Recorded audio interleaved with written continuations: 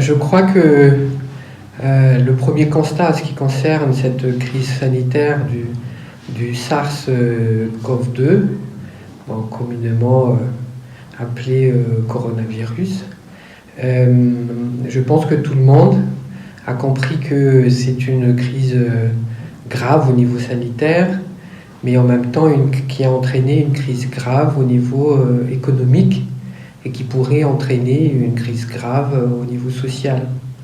Au niveau de la crise économique que ça a engendré à cause du confinement, je pense que tout le monde a bien compris que au niveau du tourisme, c'est une catastrophe.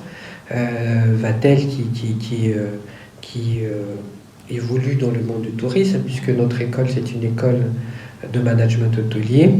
En contact avec les hôteliers, nous nous rendons compte que c'est pratiquement 80% de chômage technique dans beaucoup de cas. C'est des clients qui ne vont pas arriver d'ici 6 mois au mieux. Comme c'est un secteur qui emploie au minimum 200 000 personnes, on voit bien que ça peut entraîner de crises sociales extrêmement graves.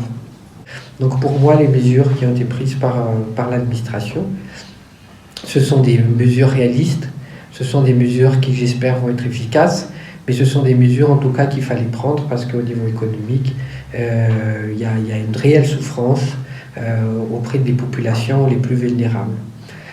En ce qui concerne maintenant donc Vatel, je reviens un peu à Vatel, nous avons repris petit à petit le travail également. Nous faisons, parce qu'on est en période d'examen, donc les cours, les examens vont se faire en ligne, donc on est en train de tester. Les examens vont se faire la semaine prochaine.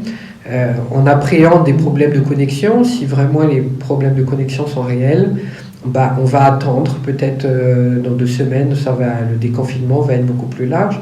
Ou bien on demandera une dérogation, puisque c'est autorisé de se réunir à moins de 50 personnes et que nos étudiants sont de 30 par promotion.